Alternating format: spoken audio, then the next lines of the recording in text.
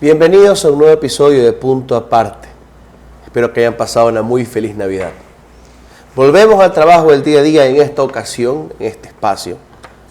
Tenemos a un invitado para conversar sobre un tema que no deja de ser interesante, la vida, la experiencia, el trabajo de un artista y la visión que nos puede prestar, sobre todo cuando es un aficionado de la historia de esta ciudad, sobre cómo existe el arte y la cultura en este momento en Guayaquil, cómo ha ido cambiando a lo largo de los años y qué futuro le depara. Hace poco tuvimos ya a Ramón Barranco, pues, director artístico del Teatro Sánchez Aguilar, y tendremos en el futuro a más artistas y a más gestores como ellos. Pero hoy es el momento de Fernando Insúa Romero, un querido amigo y colega. Así que bienvenido, Fernando, a Punto Aparte. Qué gusto, César, compartir el día de hoy contigo y con todos los que ven, están al tanto del programa. Qué gusto compartir y feliz Navidad también. Cuéntanos, Fernando, de tu trayectoria. Tú no solamente eres pintor, sino en sentido general un artista plástico. Trabajas mucho también con la historia en espacios públicos. ¿Quién es Fernando Insúa Romero, el artista? Trato de definirme como un curioso de la historia. Alguien que no apagó su curiosidad. Muchos casos de manera autodidacta. Investigaba temas desde niño. Mi familia había muchos escritores, mi abuela era escritora y siempre nos incentivaba esa curiosidad. Entonces, al final, terminé orientando las artes plásticas a ese flujo con la historia. Entonces, terminé encontrando en las artes plásticas un medio para poder mostrar mi curiosidad, para poder invitar a otros a que vean hechos o datos o anécdotas, puedan palparlos. Entonces encontré en la plástica un mecanismo. Entonces me puedo definir como un artista plástico, pero que abrazó la historia para poder mostrar por medio. Tu medio usual es la pintura y entiendo que empezaste con la pintura. No, empecé con la escultura. Empezaba con la escultura. Yo pintaba de niño, muy de niño. Y para mí era un regalo, ya que estamos hablando de fiestas, para mí era maravilloso cuando había un momento en que me regalaban. Era la caja de acuarelas, recuerdo claro, llegaba mi abuela, era la caja de acuarelas, el papel, las cartulinas, las témperas y los lápices. Entonces ese era mi momento, yo hacía eso. Después creo que fue una pérdida familiar un poco lo que ya me hizo alejarme un poco un tiempo de lo que era pintar. Y cuando me lanzo formalmente a hacer arte, fue por escultura. Y nunca me voy a olvidar el momento en que fue. Fue una ida, yo había dejado un trabajo porque me sentía encapsulado en eso. Sentía que no, había estudiado inclusive algo que no quería seguir. Entonces al final me dicen, vamos al consulado de España. Y al pasar al consulado de España, acompañando a una amiga que iba a hacer una gestión, me dice, vamos a ver una exposición. Recuerdo que estaba el Presley Norton ahí. Ahí viene la importancia de los museos en la ciudad, cómo pueden detonar. Y había una exposición maravillosa, hecha con unas esculturas muy interesantes, hechas con piedra, madera, unos elementos muy con carácter, ¿no? Sacados de nuestro propio suelo. Y eso detonó en mí algo en el corazón tan grande, me reflejé en la libertad del artista que lo hizo. Que al final dije, llegué a mi casa y empecé a hacer esculturas con todos los elementos que tenía a la mano. Y no salí, recuerdo de mi casa, creo que un mes, me dediqué solo a trabajar en esculturas y piezas, de las que ya las tenía pensadas en boceto y empecé a hacer. Y fue ya un camino de no retorno, un maravilloso camino de no retorno. Mientras te dedicabas a esto, ¿tenías alguna otra actividad? ¿Tenías que balancear un trabajo de oficina o algún tipo de servicio prestado junto a este inicio en el trabajo artístico, en la vida artística? No era fácil porque no es que haya sido mantenido de los padres, no lo digo mal, lo digo porque es una etapa normal, o que haya tenido algún ingreso extra, un negocio aparte, no lo tenía, estaba en oficina. Yo recuerdo claro que con la liquidación de su oficina, me quedé en un puesto que tenía, un trabajo, y con eso me instalé a hacer. E inmediatamente tuve que... Agarraste tus ahorros y te lanzaste. Y me lancé. Hacia eso. Y me lancé hacia eso. Y recuerdo que después ¿Y qué primeros terminé resultados tuviste? ¿Dónde encontraste a tus primeros clientes o los primeros espacios para exponer tus obras? Yo creo que fue el hecho de que mi abuela era escritora, el papá de mi abuela era escritor, eran familias que habían pintores y escritores. Ya conocí un poco la historia de por medio. Me decían, si tú esperas a pedirle al Estado algo, tienes primero que madurar un trabajo para pedirle al Estado algo. Lánzate con tu discurso. Entonces yo recuerdo que siempre me gustó, entre las cosas que me apasionaban, era la historia de Roma. Entonces yo había hecho las tablas del derecho romano. Es más, si tú y yo tuve una grata sorpresa al ver hace unos días, cuando buscando precisamente las tablas del derecho romano, las googleo, salen las esculturas que yo hacía en esa época, pero salen en monografías y en trabajos de estudiantes universitarios de varias partes de Latinoamérica. Y como no habían imágenes en esa época, yo empecé a hacer las tablas basándome en eso. Y fue mi primer trabajo. Y eso yo iba a los estudios jurídicos y los mostraba. Yo decía, cargaba mis piedras. O sea, me atreví.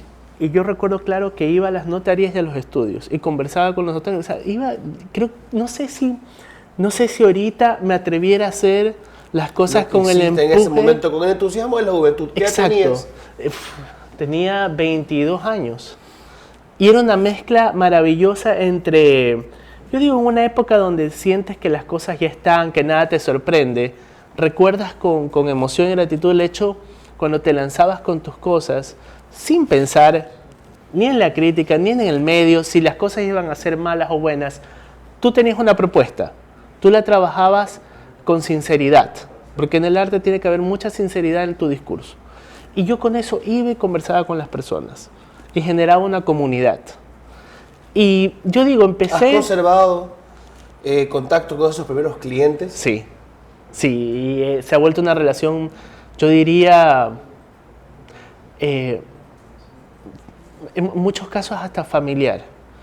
Han estado pendientes de todas las etapas de mi trabajo y siempre recordamos con cariño, porque es algo que uno nunca me voy a olvidar de esos primeros momentos, del momento en que tú te atreves, porque a veces, y yo es algo que siempre le digo a las personas que recién empiezan en algo, tienes que lanzarte porque ahí te das cuenta, porque a veces falta la fe en uno mismo. Y a veces falta el temor a lanzarte a algo, a mostrar tu discurso. Tú tuviste fe en ti mismo en ese momento, en esa etapa temprana de tu producción artística. Pero hay muchos artistas que cuando ya crecen o progresan, miran con desdén o prefieren olvidar su pasado. Sí. Queman sus viejas obras, las desconocen. ¿Cómo es tu relación con esa primera etapa de fe, de inicios, de pininos en el arte? Hubo un tiempo que a veces pasas por esa etapa de querer echar tierra a algo, porque dices, estoy haciendo tal esto, y si ven que hacía esta cosa o esta pieza, no oculto mi manera de pensar. En su momento lo pensé, hubo un tiempo que lo pensé, con un orgullo, esos orgullos que a veces te aplastan a las personas, el orgullo aplasta. Pero en cambio, por suerte esa etapa me duró poco. Siempre recuerdo con gratitud, y es más, ahora último lo recuerdo con cariño. Gratitud y nostalgia esa época, y esas piezas. Es más, inclusive he llegado en mis ratos libres a recrear piezas que tenía en esa época solo para poderlas guardar, para poderlas tener en mis manos. A restaurar piezas que tenía guardadas de aquella época. Porque yo creo que el problema de todo en nuestra sociedad es que queremos ser árboles pero sin raíces, ¿no? Entonces te olvidas de esa etapa, y cuando te olvidas de esa etapa es difícil. ¿Crees que en esa etapa no era un lugar donde puedes consultar, pero en el pasado es un lugar donde puedes consultar cosas para tu presente?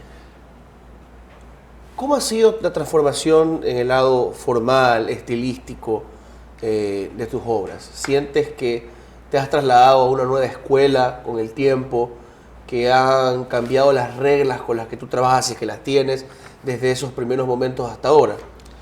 Sí, creo como todo en el tiempo, si tú lo tomas como un oficio y hay la mística del oficio, yo recuerdo claro, para mí, la Escuela de Artes FI, la de la Fundación Garza Roja, fue una escuela, yo diría una escuela cuartel, fue fuerte, pero me enseñó mucho la disciplina del oficio, tener la mística del oficio, porque una cosa es la pasión y otra cosa es también saberlo, que hay una disciplina en tu oficio, que es investigar, aprender nuevas técnicas, buscar, no perder tu identidad como artista, pero sin embargo atreverte a experimentar cosas nuevas. Y creo que con los años, sin perder tu identidad, que eso lo he tratado de mantener a rajatabla, o sea, he aprendido técnicas, mas no he perdido la manera en que dibujaba, he tratado de hacerla, he pulido, pero no la pierdo. ¿Cómo se ve tu día de trabajo como artista? Mi día de trabajo empieza curiosamente, si no es que tengo alguna labor de analizar o comentar algún tema, que eso lo comentamos Fernando siempre. Es colega en la comunicación sí. también, sí. Agarro y leo un libro. Es que es una cosa, yo agarro un libro o pongo un audiolibro de fondo. Un tema va a salir. Y tengo un libro de historia en la mano. Así no trate el tema que estoy ahí, es como que te levanta y te dice hay un mundo más allá de lo que estás viendo en este momento. Hay algo que se proyecta más allá de tus circunstancias y de las circunstancias que vivimos, porque estamos viviendo circunstancias muy complicadas. Y en base a eso, ahí sí ya digo, bueno, me pongo a hacer, me levanto temprano a hacer las cosas, o empiezo a hacer unos bocetos, dibujos, y mi horario de pintura, el que a mí me gusta mucho, tengo dos. Uno es en la mañana, como empiezas con el entusiasmo del día, y otro es en la noche madrugada. Es como que siempre tuve una sensación con la noche de las ciudades, porque al estar todo vacío, yo vivo en el centro, es como que están todas las calles vacías, hay una falsa sensación de que el mundo es tuyo, de que la ciudad es para ti. Entonces esa extraña sensación de libertad, eso me da una paz para hacer las cosas. Y esa es la hora de trabajo que hago. Entonces, puedo terminar de madrugada, duermo poco, a veces duermo en 2 jornadas. Duermo a veces 3, 4 horas en la noche y después en el día dormiré 1 hora y media. ¿Sí? Y ahí alterno la jornada. ¿Piensas que es posible tener un arte no político? Y te lo pregunto porque esto es un debate ya de muchas décadas. Sí. Hay quienes dicen que hacer arte y no tener un mensaje político nunca es un acto político por omisión. Estás consintiendo con las cosas como existen, con el poder de turno. Los socialistas en la vieja URSS, por ejemplo, perseguían o acosaban a muchos de sus grandes artistas porque los acusaban de caer en el formalismo y alejarse del realismo social y del materialismo y por ende tener un pensamiento y una expresión degenerada, burguesa, alejada de lo que quería ser la transformación del mundo según el socialismo. Y en ámbitos conservadores acá en Occidente tú también tienes a los que ven cualquier arte moderno, cualquier cosa fuera de la representación de la realidad y la belleza estética tradicional y lo llaman degeneración también, claro, a su manera. Digamos, el ejemplo más extremo fue el de los nazis que el arte degenerado. De obras del arte degenerado, correcto. Claro. Y que todavía tenemos gente que no es nazi, pero que tiene opiniones que deben incomodarse lo cerca que están de ellos. Los nazis hicieron 2 exposiciones. Una para mostrar, Goebbels hizo 2 exposiciones. Una que era para mostrar el arte alemán como debía de ser, el arte no degenerado, y en una hacen una exposición como peyorativa, como vamos a mostrar el arte degenerado del cual hemos salvado a Alemania. Curiosamente la gente iba a ver la exposición del arte degenerado y en su nuevo arte los arios produjeron obras tremendamente quiche, horrendas, como estas representaciones de Hitler como caballero. Pero bueno, tenemos todo este debate a través de las décadas, de un extremo al otro. ¿Puede haber un arte no político? Primero, y segundo, ¿debería haber? ¿Está bien que haya un arte que no es político? Es una gran pregunta, porque y en su momento yo recuerdo una exposición que hace ya iría 2 años, hizo Seidel Brito y Velarde, creo. El inefable Seidel Brito. Seidel Brito, Velarde, todos, algunos miembros de la Artefactoría. Un movimiento increíble en la ciudad de Guayaquil, hacen una exposición que recopilaba los 100 años del arte en la ciudad, que era la Escuela de Guayaquil, 100 años del arte, porque tomaba de punto de partida la Fundación de Bellas Artes, entonces en el 25. fundado por un ecuatoriano y un extranjero. Entonces, cuando tú veías la línea del tiempo, está Michelson, que era un refugiado judío, había un italiano, Enrico Pacciani, que hizo las mayores esculturas del cementerio, que lo funda. Entonces, cuando tú ves la cantidad de personas, las visiones previas, te das cuenta que la pintura en Guayaquil no es que tenía un discurso político. Lo que la unía era la innovación. Había el color, el retratar. Cada quien tenía su discurso y lo que quería narrar y contar.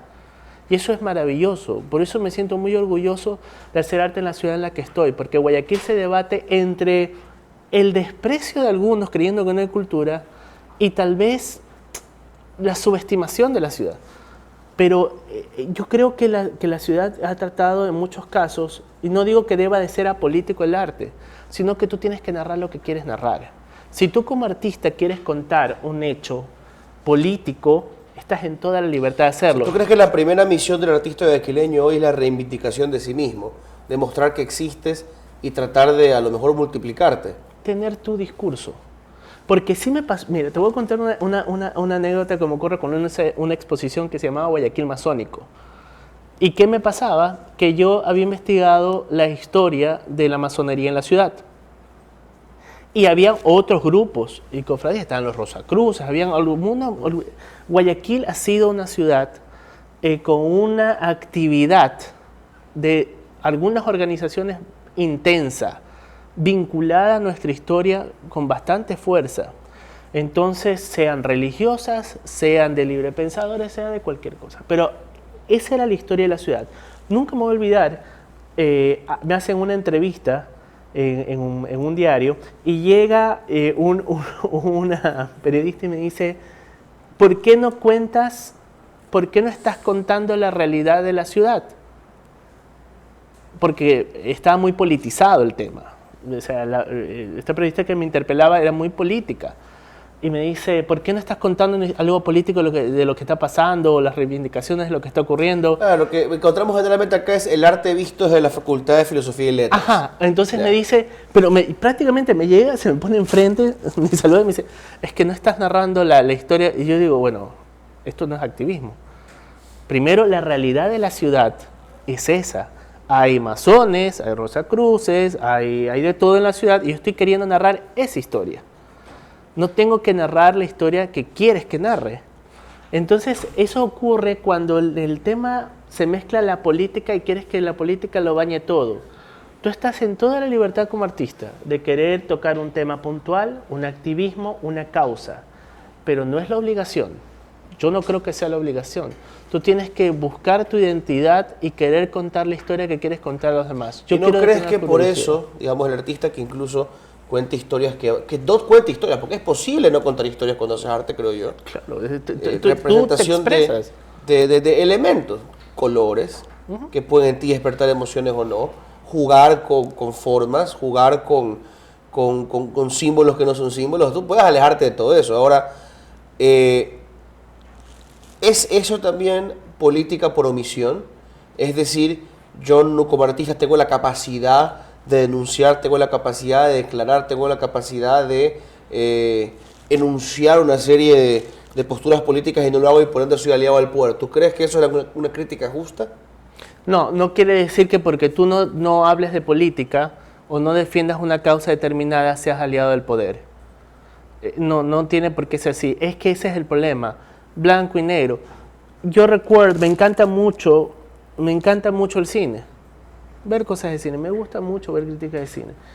Y alguien dijo, no sé si con verdad o con un poco una percepción de sí mismo, decía, ¿por qué en Latinoamérica no hacemos buena ciencia ficción en películas? ¿Pero por qué no hacemos buena ciencia ficción? O sea, ¿por qué no tenemos un Isaac Asimov?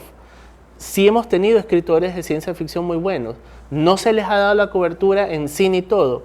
¿Por qué? Muchos fondos de cine son estatales o pertenecen a organizaciones determinadas. Y la mayoría del cine se volvió costumbrista o cine del interior. Recuerdo, o sea, siempre narrar, muy políticamente cargado.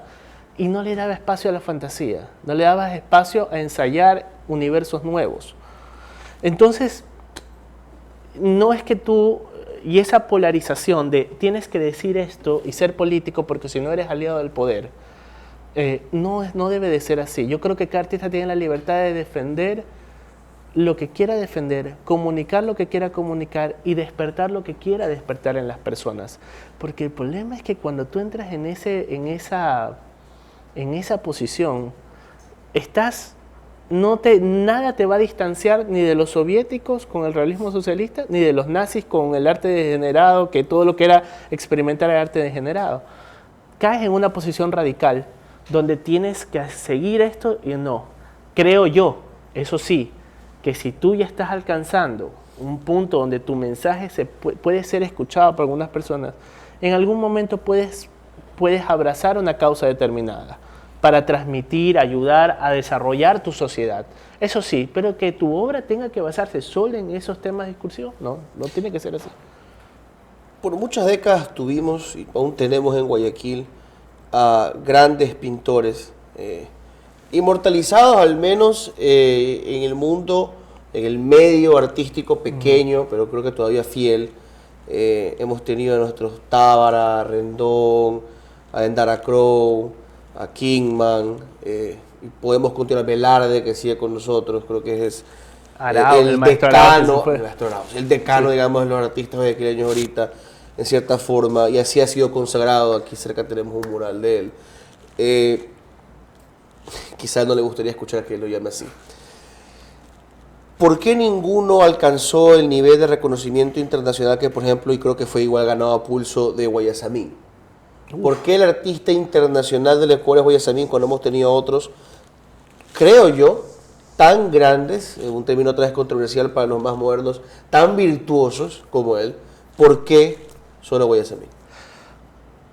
Esto sí es bastante fuerte, porque algunos dirán, o sea, sin quitar la genialidad de Guayasamín, me parece, mira, que él era profundamente político en muchas de sus obras, muy, muy fuerte en su discurso, pero era sincero, era original. O sea, él se notaba que era bueno, se lo acusaba de ser comunista de frac, pipa y tabaco inglés, socialista. Pero eso era muy común porque ahí viene el problema. Porque yo digo que es sincero en su estilo y en lo que él quería contar. O sea, en su estilo. No lo veo que haya sido agarre de acá y se... Tenía un convencimiento ideológico más allá de su vida personal, que de hecho incluso fue cuestionado por, creo que fue su primera esposa. Fue acusado seriamente de abusos. Pero y ese es otro tema, ¿no? Separar la vida personal del pensamiento y de la obra de un artista. Y de la obra, exactamente. Que de hecho esa pregunta creo que es importante. ¿Tú qué opinas de eso? Cuando vemos a grandes maestros que se sabe cometieron cosas atroces en su entorno, Neruda, digamos, que violó a una ama de casa en la India, que tuvo una hija que abandonó. ¿Qué hacer con Neruda? Yo creo que no podemos dejar a un lado su obra, despreciarla. Quizá hay que recordarle a los jóvenes estudiantes y a quienes admiran sus obras lo que quizá fue Neruda en un ámbito personal, pero ¿cómo crees que se debe dar esta relación entre el artista y su arte? Bueno, todos vemos las obras de Caravaggio, y Caravaggio salía con sus amigos de la taberna a buscar copistas con espada, amenazar y en muchos casos mató gente. O sea, y Caravaggio es un genio. Creo que suena mucho más distante y más bien la historia de un... Bueno, Neruda, iba a decir un Don Juan, pero Don Juan termina siendo también un abusador. Y es que ahí viene el tema. Mira, Neruda comunista.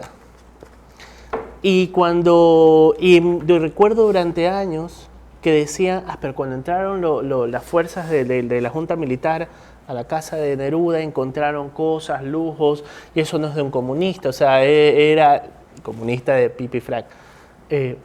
Pero no por eso no vamos a decir que cuando uno lee 20 poemas de amor y una canción desesperada, o lee los otros libros que ha hecho, tú sientes el corazón y la fuerza, o sea, y yo no soy comunista, pero sin embargo leer un libro de Neruda lo leía de niño, mi abuela me enseñaba los poemas de Neruda y tú te estremeces. La genialidad de la obra, yo trato de que no se manche la obra por alguna cosa que se diga. Y ahí viene el tema de la politización. A veces se tiende a decir en la política, cuando tú ya politizas algo, si tú eres comunista no vas a tocar a Neruda. Es raro, no lo vas a tocar. No vas a tocar a Guayasamín, no lo vas a tocar. Pero resulta que sí es de otra fracción. Por ejemplo, en escritura y literatura, un Vargas Llosa. Pongamos a lectura en Vargas Llosa. Que de hecho, permíteme corregirme, el incidente fue en Sri Lanka, en Ceilán, el que hablaba de Neruda, pero Claro. En todo caso en la región. Y podemos, claro, hablar de más y más casos, pero de nuevo, ¿tú crees que se debe hacer algo sobre eso, que se debe ignorar la vida personal? Creo que se debe de apreciar la obra, estudiar la obra, queda en el fuero interno de los individuos definir qué hacen con lo que han visto de la obra de la persona. ¿Por qué razón? Porque también hay artistas que han participado en actos atroces, pero atroces, y tampoco vas a estar haciendo apología de su trabajo. Pero no creo que por eso debas de mandar en el oscurantismo, porque se puede dar pie a una especie de inquisición cultural, en la cual, porque tu punto de vista no está, porque obviamente en el caso de Neruda es una agresión gravísima, pero en muchos casos esta situación se extrapola a veces hasta percepciones políticas, a veces porque no es de la ideología determinada, un arte establecido va a coger y va a funar a tal o cual artista por su trabajo sin apreciar la obra en sí. Creo que toda la obra que se hace tiene que ser estudiada, si consideran que debe ser apreciada, tratada, y está en el fuero interno de quienes estudian esta obra definir esa relación con el artista. Y si lo vemos en el lugar público, por ejemplo, artistas de nuevo consagrados, en un pedestal, en el Parnaso, van a enseñar sobre ellos en los colegios, o por lo menos van a enseñar sus obras.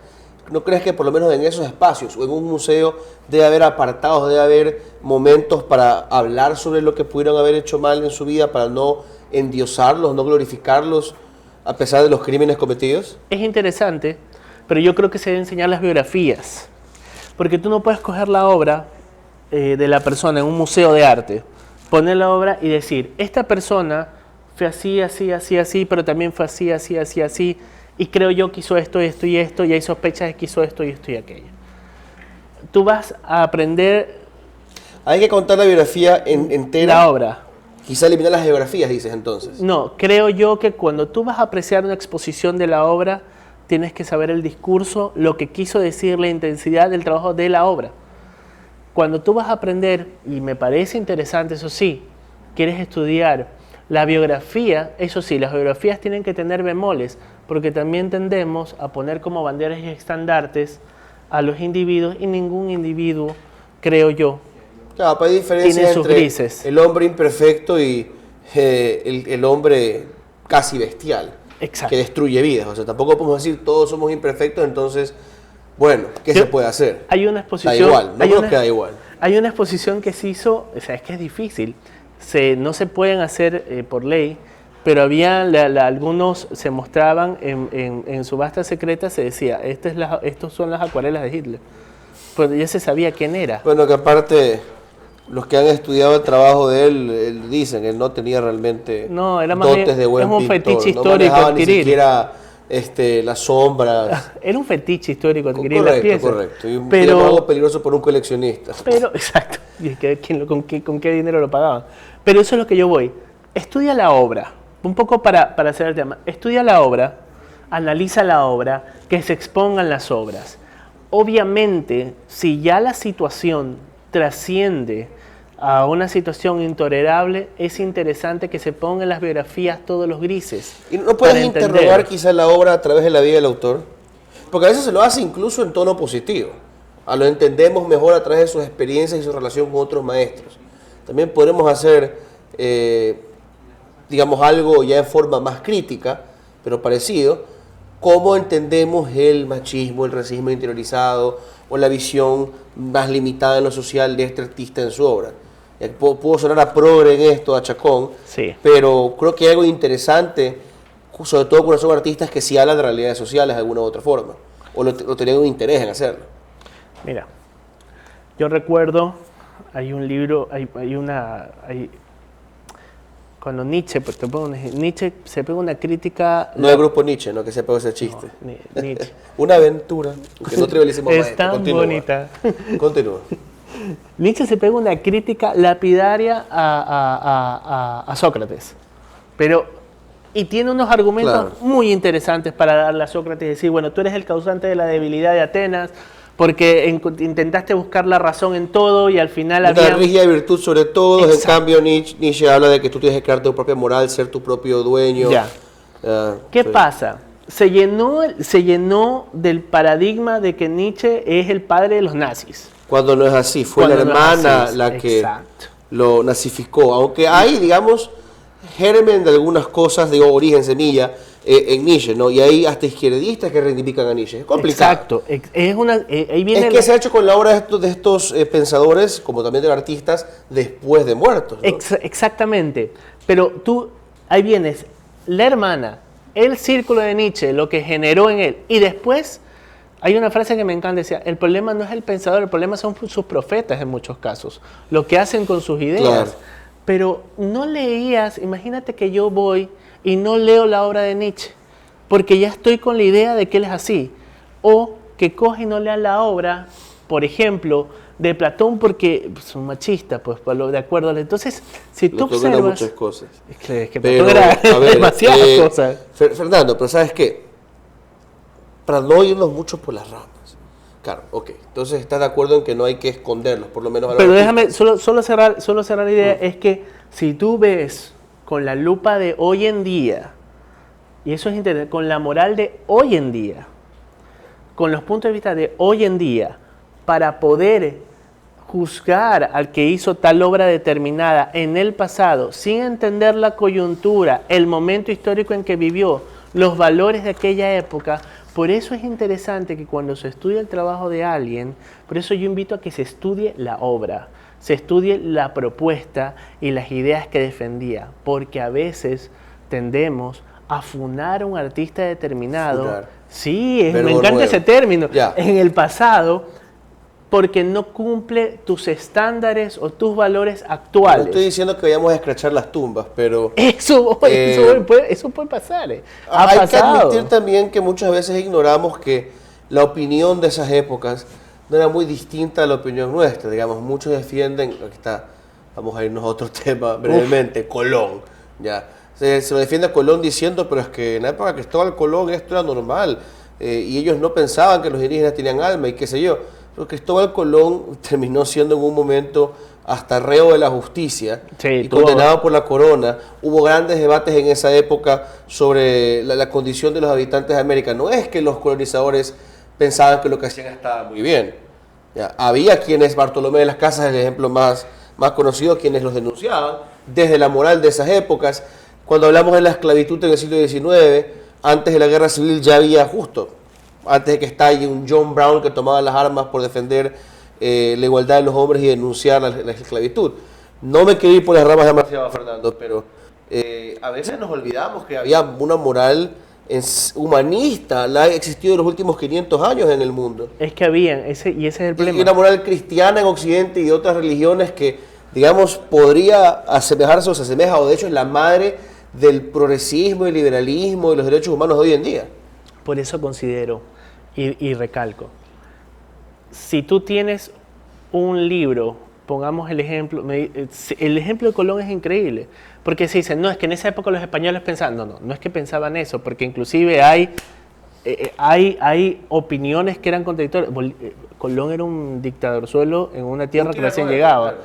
era un tiranuelo, o sea, pero ya había una moral en esa época que tú puedes decir esto, no, tú estás teniendo una visión preconcebida en el presente sobre cómo pensaban en esa época. Claro, tienes Había que matices, investigar. tenían pros y contras y había gente que estaba en contra de Colón. Lo que quiero decir es, por ejemplo, tienes literatura, por eso no digo que tú agarres y quemes todos los libros que se escribieron en el sur de Estados Unidos en la época de la Guerra Civil. Que habían cuentos proesclavistas, habían cosas, por ejemplo, había apología de la O cuentos que en Confederación. una época fueron usados por los abolicionistas, pero que hoy son vistos como racistas, como La cabaña del tío Tom. Claro, Uncle Ya. Tom's Cabin. Exacto, la cabaña del tío Tom. Pero ¿qué dices? No es que lo vas a enterrar, yo lo que estoy diciendo es que no entierres en la noche del tiempo algo, sino que tienes que leerlo y tienes que estudiarlo. Y es más, tal vez para que no se repita, para que entiendas un contexto histórico, una situación determinada, Pero lo que yo estoy en contra es que agarren una obra determinada de tal artista o de tal cosa, porque en muchos casos se puede tener razón, y las hay, porque hay N artistas que se han prestado para todo, pero también puedes caer hay que tratar al que ve el arte como madurez, ¿no? Yo, Exacto. por ejemplo, no voy a denunciar a nadie porque su película favorita clásica sea Lo que el viento se llevó, por más de que yo soy Team William T. Sherman, que quemó Atlanta, pues, ¿no? Literal. Ya, pero igual creo que es importante, antes de reencauzarnos un poco a tu carrera, concluir con tu visión, tu experiencia acá en Guayaquil, creo que es importante tratar otro tema del arte y los artistas, quizá por esta línea todavía del revisionismo, el plagio. Uf. Es importante reconocerlo, es una pérdida de tiempo, una pelea mezquina, porque Neruda fue acusado de plagio, Guayasamín ha sido acusado de plagio, que le robó a Kingman su arte, su estilo.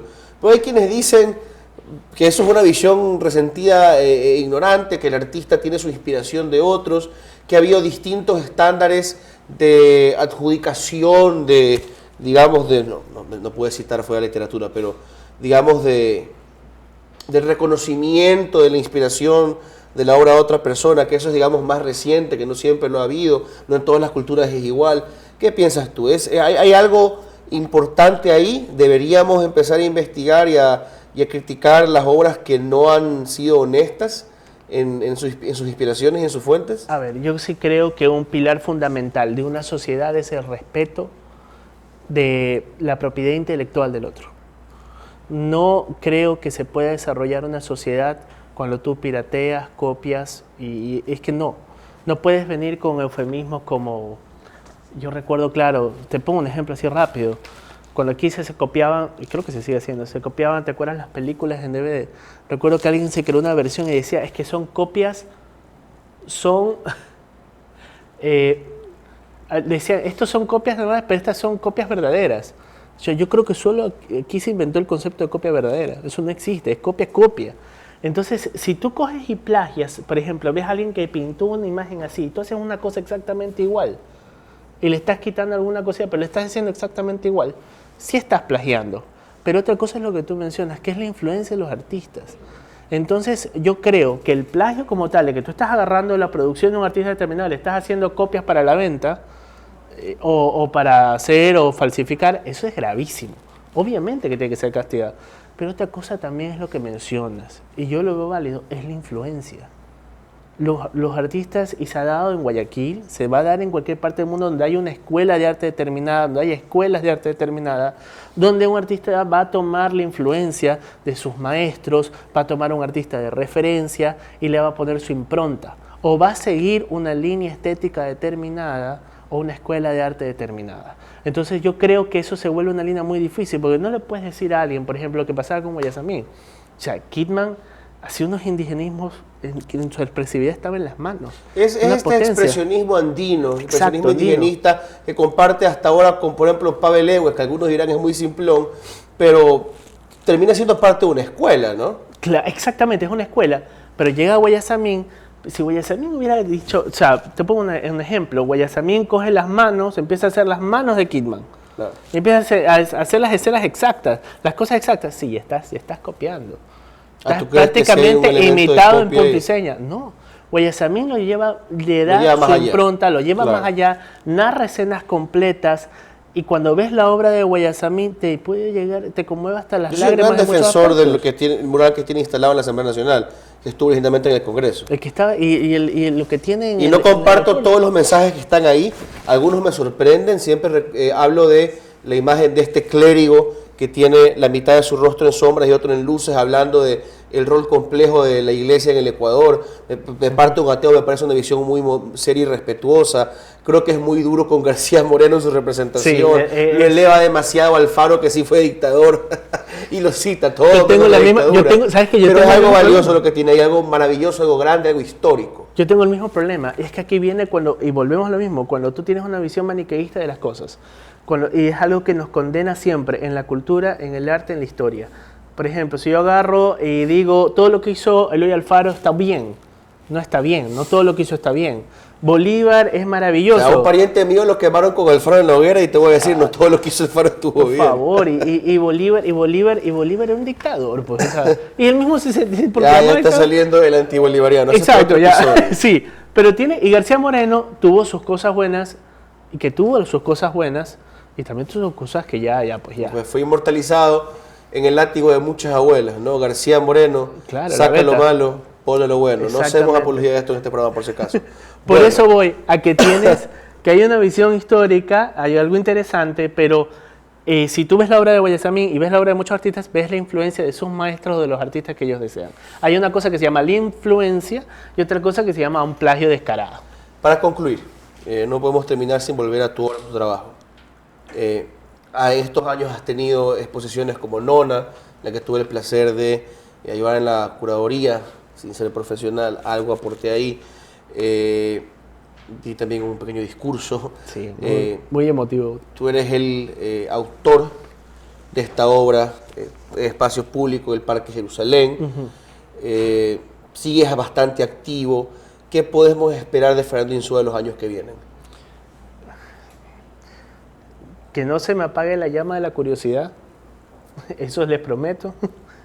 Va a haber una exposición organizada por el municipio de San Borondón en el Parque Histórico, el mes de mayo.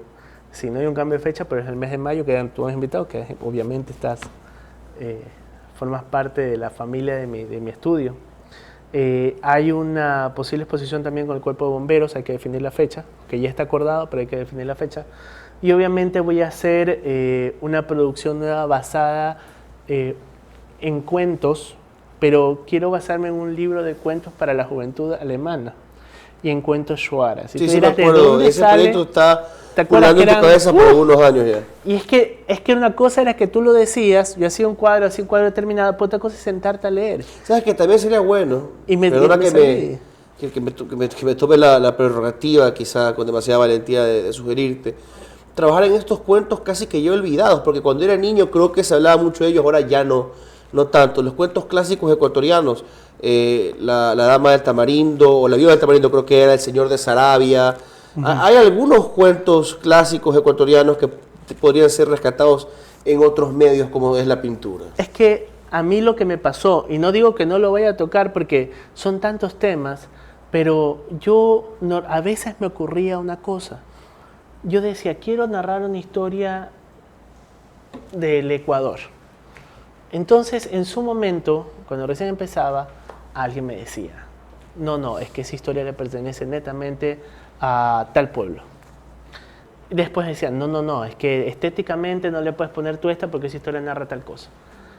Al final, cuando ya vas madurando... Si estás reconociendo de dónde viene, si haces el correcto homenaje, no estás robándole a nadie. Influencia ideológica, y ahí viene lo que hemos estado conversando, cuando hay influencia ideológica en un tema determinado. ¿Qué ocurrió? A medida que pasaban los tiempos, ya con mi técnica, ya con la tranquilidad, con mi deseo de hacer un justo homenaje a alguna historia determinada, volví a leer historias del Ecuador, pero no me quedé a veces en las leyendas de la costa o de la región interandina, que son tal vez las que más conocemos. Y tuve un acercamiento, y eso fue lo que me pegó. Yo había leído leyendas shuaras y leyendas de otros pueblos de la Amazonía, que tenían un factor que va vinculado a mi trabajo en el sentido de que siempre eran historias que estaban relacionadas con la creación, con la naturaleza. Tienen un trasfondo histórico que muchos mitos pueden estar relacionados con otros mitos del planeta, de origen. Hay mucho color, hay muchas formas, hay muchas gentes que se vinculan. Y Dios mío, yo no sé, yo me pegué una enamorada de estas leyendas del Oriente, que lo digo, tienen muchas cosas que se diferencian de otras regiones del país, porque estaban ahí, es un relato que está ahí preservado siglos, milenios. Claro, su cosmogonía, sus mitos originarios, su relación con los territorios, es interesantísimo, es un tesoro de ellos y también a través de ellos de la nación. Y cuando puede ser, pues suena medio... es de nuestro desde este cuerpo nacional, ¿ya? Es de nuestro país. Nuestro país engloba todos Es los nuestro seres que aporte al habitan. mundo también, ¿no? Y eso es algo que, vuelvo al tema que me preguntabas al inicio, de la historia de Guayaquil. Me encanta de la pintura guayaquileña, es que tú coges elementos de la fantasía. Por ejemplo, tú coges elementos de la fantasía, elementos de otros pueblos, elementos de tu origen. Porque Hay somos un pintores que pueblo han sido de varias partes, mestizo, un puerto. una ciudad-puerto, correcto. Entonces, tomar esas historias y plasmarlas. Ese es mi proyecto de este año, que es plasmar estas leyendas del Oriente, porque creo que está enamorado de mi trabajo. Y obviamente cuentos de la juventud alemana, porque es una historia. Quiero recopilar todos los cuentos costumbristas, porque leemos Caperucita, leemos todo eso. Pero hay muchos cuentos que están en este texto más allá, y que son muy interesantes, porque tienen una historia de fondo muy adulta, porque los cuentos que les decimos a los niños están edulcorados en muchos casos. Claro. Pero cuando leemos los originales tienen una fuerza y una intensidad muy interesante. El caso más famoso de los hermanos Grimm. Pero Por bueno, favor.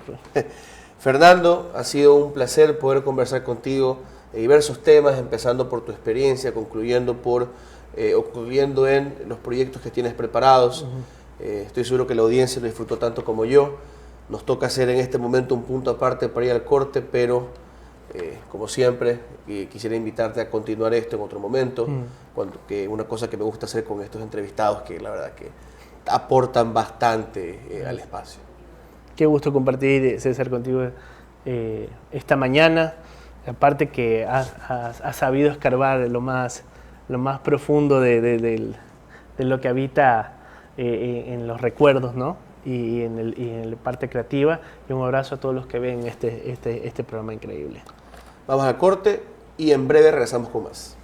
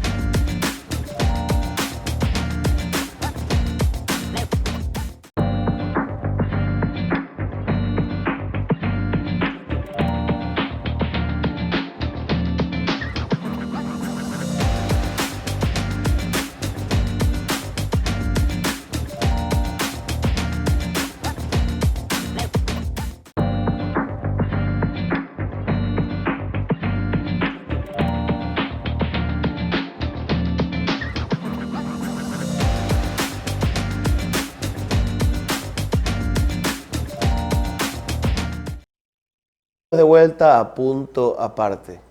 Es tiempo de revisar las efemérides, nuestro segmento favorito del programa. El 26 de diciembre de 1953, en el Hospital Necker de París, se realiza el primer trasplante de riñón de un donante vivo bajo la dirección del cirujano francés Jean Hamburger. El joven de 16 años que lo recibió murió a los 21 días de la intervención a causa de un rechazo fulminante. Pasó mucho con los primeros trasplantes aquí. En la clínica de Guayaquil se hizo el primer trasplante de mano, entiendo en la historia, pero digamos, eventualmente se tuvo que retirar esa mano. Sin embargo, así se fueron dando las conquistas en la medicina de la cirugía. El 26 de diciembre de 1541, Francisco de Orellana descubre el río Amazonas en su búsqueda del país de la canela. Explorando con Gonzalo Pizarro, la expedición se desvió, navegando el Amazonas por 7 meses, descubriendo comunidades indígenas y, según se dice, las Amazonas, el río de las Amazonas. Aunque fue absuelto de traición, Orellana murió en un intento posterior de recorrer el río. Esto fue inmortalizado también en un mural de Guayasamín que está en el Palacio de Carondelet, como para gloria ecuatoriana. El sacrificio de miles de indígenas en esta expedición nos hizo un país amazónico, esto muy propio de la época en que disputábamos con el Perú los territorios de la Amazonía. Por ahí también hay una placa, creo que en la Catedral de Quito, que dice algo como: se pueden gloriar Nínive de su grandeza, Babilonia de sus muros, Constantinopla de su imperio, pero Quito es más grande que por ser descubrió al Amazonas es conquistadora del mundo. Orgullos locales propios de cada cultura y de cada lugar. El 26 de diciembre de 1966, Stevie Wonder llegó al Reino Unido para participar en los programas de televisión Ready, Steady, Go y Thank You Lucky Stars, los cuales jugaron un papel clave en aumentar su visibilidad en el país y en el mundo entero. Aunque ya gozaba de reconocimiento por su talento musical, estas apariciones fueron determinantes para consolidar su carrera internacional. Su éxito en el Reino Unido fue especial para el ascenso de su fama global, que fue, digamos, un elemento importante de su carrera, no solamente en la época. Él apareció en algunas películas también, en algunas series que muchos podremos recordar. Creo que en los Blues Brothers apareció específicamente. Especialmente con el lanzamiento de su álbum Uptight, Everything Goes Right, es que él crece bastante. Bueno, hasta ahí con las efemérides. Gracias por haber estado con nosotros. Nos despedimos, pero eso sí, no sin dejarles la agenda cultural para esta última semana del año 2024.